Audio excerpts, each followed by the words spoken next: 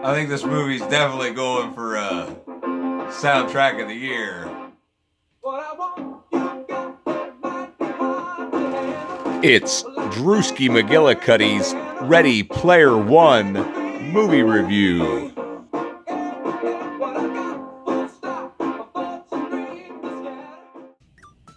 Hey everybody, it's Drewski McGillicuddy, and it's that time of year where I purge all the movies that came out this year and just get them all at once and just pile through them.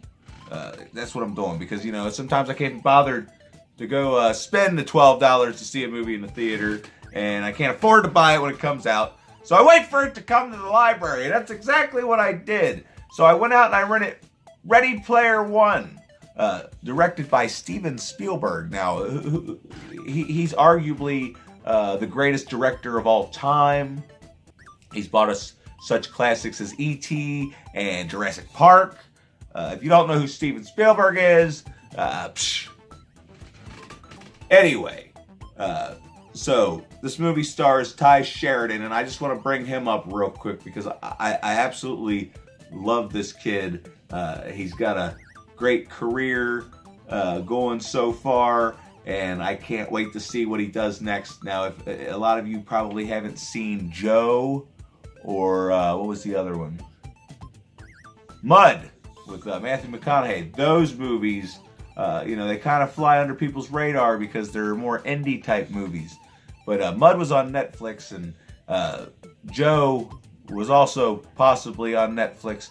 But I don't know if they are anymore. But anyway, if you haven't seen those, definitely check those movies out. But guess what? We're not here to talk about that. We're here to talk about Ready Player One. Now, there are some small gripes I had with this movie, but other than that, everything's pretty much positive. My first gripe being the look of the main character's avatar in the Oasis, because this is the near future.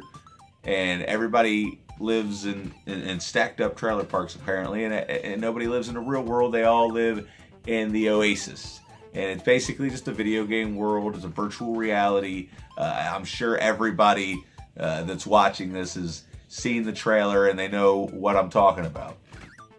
But anyway, see, I'm gonna get sidetracked because I wanted to bring up the fact that it's kind of scary. I mean, this is a happy, enjoyable, fun, good time of a movie. But the scary thing is, I just watched Upgrade, and that was like not far off from being, the foreseen future. But then you watch this, and if you think about it, the world's greatest problem is overpopulation, because overpopulation is going to lead to famine. And just a whole bunch of other stuff. We're depleting our resources daily, blah, blah, blah, blah, blah. But, the next thing you know, we're not going to have anywhere to go but up. So we're going to start stacking trailer parks. I mean, that's how cities ended up getting built to begin with, because they didn't have anywhere to put everybody. So they started building skyscrapers and stuff. That's how New York City came to be. I learned that on the History Channel one time. But anyway, that's basically what happens in Cleveland in 2045. They're stacking trailer parks up to the sky because they've run out of room to put anybody. And the world is so... basically, life is so uninteresting and nobody wants to live their real lives, so they live in the Oasis. But yeah, so that's kind of just a scary thought that I wanted to bring up. But yeah, the character's avatar, what's he supposed to be? But yeah, this movie also stars Olivia Cooke as Artemis, the love interest, so to speak. And she's the other good guy of the movie. They're trying to find the key to stop this evil corporation, IOI, from taking over the Oasis and destroying it and just filling it up with ads. Because that's all they want to do is, everything's going to be kind of how it is now, pay to play, stuff like that. You have to pay to get the ads to go away. But I don't know, the story, it makes me wish I could read a book, because, I would love to see what my imagination could come up with inside my own mind reading this. But unfortunately, look, I've tried to read. I can't do it. Okay, I've read a couple books in my life, and they were drudges to get through. I'd rather be able to just pop on a DVD and sit there and watch somebody else explain it to me.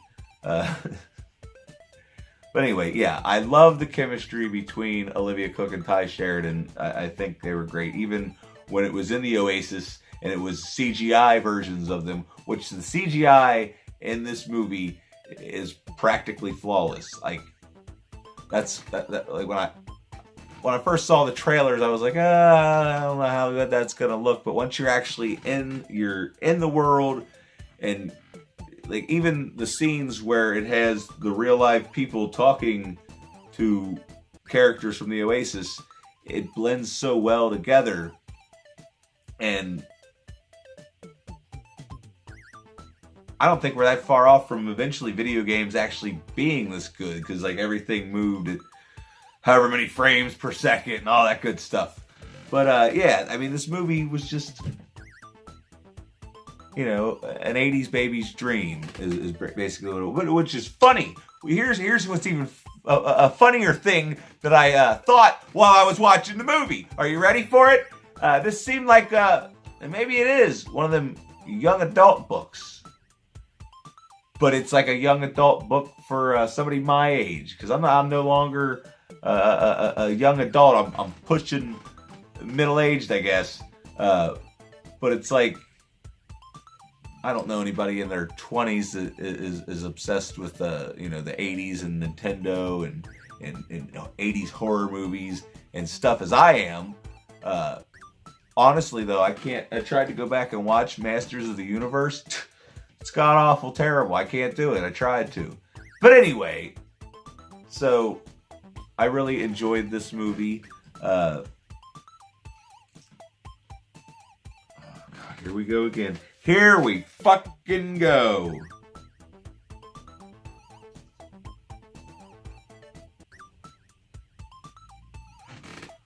So I guess we gotta rate this. Let's go see. It's practically epic.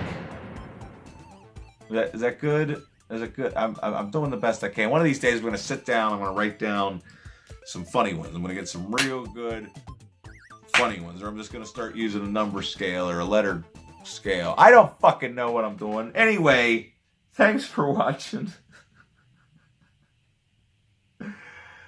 Please click the like button and subscribe. I gotta go wrap Christmas presents.